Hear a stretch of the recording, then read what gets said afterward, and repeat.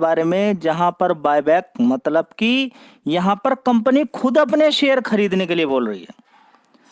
Company यहां पर खुद अपने शेयर खरीदने वाली है। अब समझिए, कंपनी अगर खुद अपने शेयर खरीद रही है, इसका मतलब क्या है? कंपनी को कुछ तो प्रॉफिट नजर आ रहा होगा, कुछ चीज नजर आ रही होगी। यहाँ पर कंपनी को लग रहा होगा कि यहाँ पर आने वाले टाइम में मुझे प्रॉफिट बन सकता है। लेकिन कंपनी की होल्डिंग, कंपनी के खरीदने में और आपके खरीदने में धरती आसमान का अंतर है। टीसीएस के अंदर न जाने कितनी बार पहले बायबैक आ चुके हैं, इसके अंदर भी बायबैक कई बार आ चुके हैं। पहले कई बार ये कंपनी अपने खुद के शेयर खरीद चुकी है। जैसे ही शेयर बढ़ता है फिर बेच भी देती है। आपको बस सिर्फ एक ही काम करना है, क्या कि बड़ा प्लेयर, प्रमोटर हो या ऑपरेटर हो, वो नीचे खरीदेगा और जब ये शेयर आपको 700 रुपये में मिले तो इसे खरीद लेना। जब ये 700 पे पहुंच जाए ना, तब खरीदना इसको। क्यों? क्योंकि बड़ा प्लेयर को फायदा आप कराते हो, आप तो महंगे ही शेयर खरीदते हो, तो इसमें कोई डाउट वाली बात है ही नहीं है। डेली एक ही प्रकार का डिस्कशन रहता है कि मैं महंगा खरीदता हूँ। स्टॉक मार्केट में सामने ही पड़ा रहेगा आपके सस्ता माल, लेकिन ना आपको हाथ ही नहीं लगाना उसको, और खरीदने के तुरंत अगले दिन आपको प्रॉफिट चाहिए। तो स्टॉक मार्केट की पहले तो साइकोलॉजी चेंज करो। जो भी लोग, अगर ये देखिए, ये पूरी जिंदगी ही लोग ज़्यादातर परेशान रहते हैं, बस सिर्फ इस सोच की वजह से। इस सोच की वजह से पूरी जिंदगी भर परेशान रहते हैं। इस सोच की वजह से क्या, ये मन आपका पूरी जिंदगी भर आपको परेशान करके रखेगा। आपने अगर 4 व्हीलर अच्छी गाड़ी ले भी ली ना, तो कहेगा अब तो ये मॉडल पुराना हो गया, अब नई गाड़ी ले ले भाई, पैसे नहीं है नई गाड़ी ले लो। अरे मोबाइल ये तो पुराना हो गया, कोई नया मोबाइल ले ले भाई। कभी कुछ कहेगा कि ये चीज़ ले ले, कभी कहेगा घर एक ले लिया है तो दूसरी जगह फ्लैट ले ले, घर के अंदर अगर ये टीवी है तो अब इस टीवी को चेंज करके दूसरा टीवी ले ले, के परेशान रहते हैं। जानते किस चीज़ को? कि शेयर मैंने खरीद लिया है, अब मेरा जल्दी से प्रॉफिट बनना चाहिए। ठीक है, आपने ये शेयर खरीदा, ये नहीं बढ़ा, कोई दूसरा शेयर बढ़ गया तो आप फिर परेशान हो जाएंगे, उस शेयर की वजह से परेशान हो जाएंगे। तो कुछ लोग अच्छा दिमाग चला लेते हैं कि ज़्यादातर कंपनियों के अंदर अपनी होल्डिंग बना के रखते हैं। बहुत सारी कंपनियों के अंदर पता नहीं कौन सी कंपनी बढ़ जाए, न जाने किस भेष में बाबा मिल जाए भगवान रे, कुछ पता नहीं किस भेष में मिल जाए भगवान। तो इसी तरह से कुछ नहीं पता कि कौन सी कंपनी भागने वाली है। आज आरबीएनएल भाग गया 14%, तो आपको वो दिन ही मालूम नहीं है कि किस दिन शेयर भागने वाला है। कौन सा महीना ऐसा होगा, कौन से 2-3 महीने ऐसे होंगे जहां पर शेयर डबल हो जाएगा, आपको मालूम नहीं है। आपको ये भी मालूम नहीं था कि कोरोना वायरस के टाइम पे इतनी भयंकर गिरावट हो जाएगी। आपको ये भी मालूम नहीं था कि कोरोना वायरस के बाद अभी तक की लाइफ टाइम, अभी तक स्टॉक मार्केट इतना तेजी दिखाएगा। पूरा स्टॉक मार्केट मैनिपुलेटेड है बाबूजी। आपको लगता होगा सब कुछ ऐसे ही चल रहा है, ऐसा नहीं चल रहा है। इसको गिराने के पीछे भी रीजन है, इसको जब बढ़ाया जाएगा उसके पीछे भी रीजन होगा। सबके पीछे एक लॉजिक है। आप ऊपर फंसे हुए हैं, इन प्लेयर का बड़ा, आप 450 पे फंसे हैं, 400 पे फंसे हैं, 500 पे फंसे हैं, 600 पे फंसे हैं, कहीं पर भी आप फंसे हुए हैं। इनका सीधा एक लॉजिक है कि उस माल को बेचो, उस माल को बेच दो। ये खरीदना चाहते हैं, बड़ा प्लेयर खरीदना चाहता है। अब आप कहेंगे कि भाई ये क्या बात हो गई कि 650 रुपये के हिसाब से मैंने शेयर खरीदा है और आप कह रहे हैं कि 377 रुपये के हिसाब से मुझे बेचना है। यहाँ पर मैं इतना बड़ा लॉस क्यों ले सकता हूँ, मैं इतना बड़ा लॉस क्यों लूँ? तो यही तो चाहते हैं स्टॉक मार्केट के अंदर। और क्या चल रहा है? यही चल रहा है। कोई शेयर नीचे गिर रहा है, वो गिर कर रुक गया है, इसका मतलब क्या है? बड़ा प्लेयर खरीदने वाला है। सिंपल सा है। अच्छी कंपनी के अंदर कोई शेयर अगर नीचे की तरफ गिर रहा है, मतलब कि बड़ा प्लेयर अब उसके अंदर खरीदने वाला है। अच्छी कंपनी के अंदर तेजी बन चुकी है बहुत ज़्यादा, मतलब कि किसी ने नीचे की साइड में खरीदा था, ऊपर की तरफ बेच रहा है। सीधा फंडा आप समझ लीजिए, इसमें क्या करना है। तो कंपनी अपने ही शेयर्स खुद खरीद रही है, जिसकी वजह से आज देखेंगे 2.69% की तेजी बनी है। अभी हाल फिलहाल में इसके अंदर जबरदस्त गिरावट भी देखने को मिली थी। एक महीने का चार्ट पैटर्न देखें तो 2 बार एक दिखे 356 रुपये रहा है, पैसा बढ़ रहा है। बस एक ऐसा लेवल आपको मिल जाएगा जहां पर शेयर ज़्यादा नीचे नहीं गिरेगा। जैसे कि ये मान के चलें कि लेवल यहाँ से देखें कि 320 रुपये से 400 रुपये के बीच में ये काम करता हुआ नजर आए।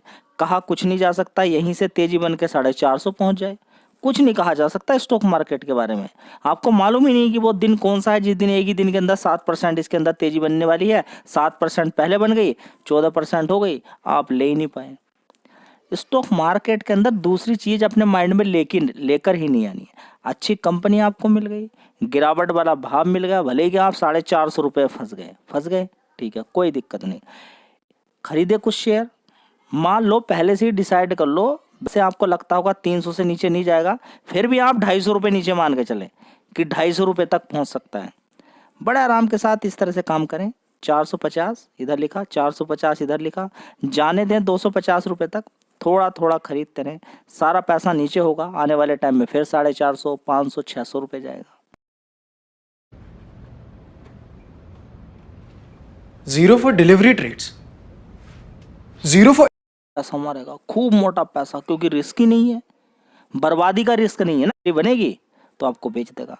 आप कहेंगे रिसेशन वाली ये खबर वो खबर निकल कर आ रही है, कभी निकल कर आ रही विप्रो ने अपने इतने एम्प्लॉय निकाल दिए, कभी टीसीएस ने इतने एम्प्लॉय निकाल दिए। भाई वो हायरिंग करते हैं तो फायरिंग भी कर सकते हैं, वो अपने हिसाब से काम काज करेंगे ना। मान लीजिए कि आपकी एक कोई कंपनी है, उसमें इस समय 50 लोग काम कर रहे हैं, ऊपर से डिमांड कम है, क्या करोगे आप? निकालोगे या तो फिर आपका काम धंधा बंद हो जाएगा, जितने लोग उनको भी नहीं दे पाएंगे।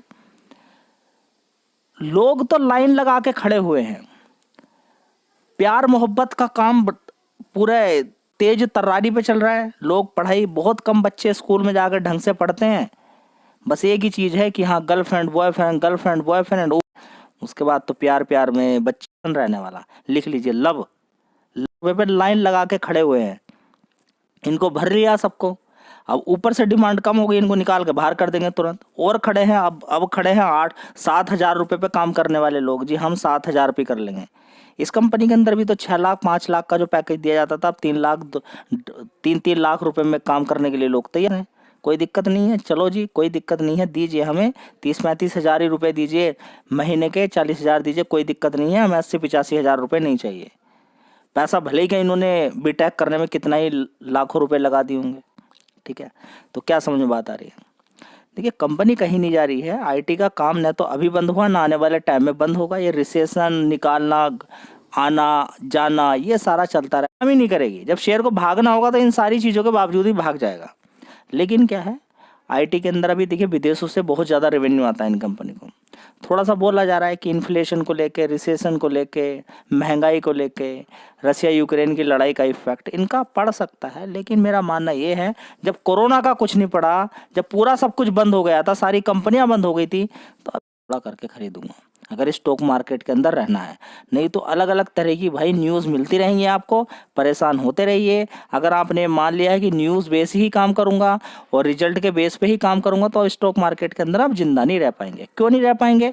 क्योंकि जब इस कंपनी का रेवेन्यू था कम तो शेयर का भाव था ज़्यादा, अब रेवेन्यू है ज़्यादा तो शेयर का भाव है कम। समझ लीजिएगा बस, ठीक है। इस कंपनी को हल्के में ले रहे हैं, देख लीजिएगा किस तरह से इस कंपनी की परफॉर्मेंस बढ़ रही है। 2011 में ये वही कंपनी जिसने 10,000 का 1,000 करोड़ किया, जब ये हाई लेवल पे था शेयर, अभी 700 750 रुपये के आसपास पहुंचा था, तब 10,000 रुपये जिसने पहले 30-40 साल पहले इन्वेस्टमेंट किए थे, उसका 1,000 करोड़ कर दिया। इतनी बार बोनस, इतनी बार स्प्लिट इस कंपनी ने दिया है, डिविडेंड दिया है, ठीक है। तो यहाँ पर देखेंगे कि इसने 31,000 करोड़ का रेवेन्यू दिखाया था 2011 में, उसके बाद देखेंगे 37,000 करोड़ का 2012 में, फिर 37,000 करोड़, 43,000, 46,000 2015 के अंदर, 2016 के अंदर 51,000, उसके बाद देखेंगे 2017 के अंदर 55,000, उसके बाद देखेंगे 54,000, 2019 के अंदर देखेंगे 59,000, और उसके अलावा देखेंगे 61,000 करोड़ 2020 के अंदर, फिर 61,000 करोड़, उसके बाद देखेंगे 2022 के अंदर 79,312 करोड़, ठीक है। उसके बाद देखेंगे 88,158 करोड़, ठीक है। इतना हो चुका है। अभी एक क्वार्टर इसके अंदर और ऐड रहने बचा हुआ है, तो लगातार मुझे पूरे साल का रेवेन्यू बढ़ता नजर आ रहा है। कंपनी के अंदर कोई भी दिक्कत नहीं है, आप अपने दिमाग में बैठ जाइए इसमें दिक्कत बना के, ठीक है। चलिए अब आगे, आपके दिमाग को कोई कैसे परख सकता नहीं ना। देखिए 5,327 करोड़ का पूरे साल का 2011 के अंदर इस कंपनी का नेट प्रॉफिट था। उसके अगले साल 5,630 करोड़ का, 772 करोड़, 10,868 करोड़, उसके बाद देखेंगे 12,243 करोड़ का, 11,366 करोड़ का नेट प्रॉफिट हो रहा है, और उस कंपनी को आप हल्के में ले रहे हैं। तो इससे बड़ी क्या बात हो सकती है? बताइए क्या बोला जाए। रिजर्व्स इस कंपनी पे कितना है? 70,000 करोड़ का। बोरोइंग कितनी है? 19,000 करोड़ की, जो कि ऑलमोस्ट डेट फ्री कंपनी बोल सकते हैं। वैसे बता रही है। अब देख लेते हैं शेयर होल्डिंग पैटर्न, यहाँ पर थोड़ा सा देख लेते हैं। देखिए 74%, 73%, 73% की होल्डिंग, अभी 72.92% की होल्डिंग कंपनी की है। तो कंपनी के अंदर किसी भी तरह की अगर कोई दिक्कत, कोई परेशानी हो तो कंपनी अपने शेयर बायबैक करने की जगह इसको बेच कर निकल जाए, नहीं बेचती है। समझ बताएं आपको। तो कोई ज़्यादा कोई खास यहाँ पर बिकवाली नहीं करी इन्होंने। कितना था देखिए, यहाँ पर 73% की होल्डिंग थी, 72.96% की होल्डिंग है। पब्लिक ने यहाँ पर अपनी होल्डिंग कम कर दी है 16% से। कंपनी के अंदर, आईटीसी जैसी कंपनी के अंदर, आरबीएनएल जैसे शेयर के अंदर अगर आपने होल्ड करा होता, या फिर आपने किसी भी कंपनी को मान के चले 2-3 साल पहले, लेकिन अगर मान ली, ठीक है, एक ही कंपनी में काम बट पे होल्ड नहीं होता है, तो भाई और क्या बोल रहा हूँ मैं। तो आपका पैसा कितना बनेगा? मैं लिख 1.5-2 साल तक मुझे एसआईपी थोड़ा थोड़ा खरीदना ही है। कुछ लोग परेशान, इतने सारे स्टॉक बताते हैं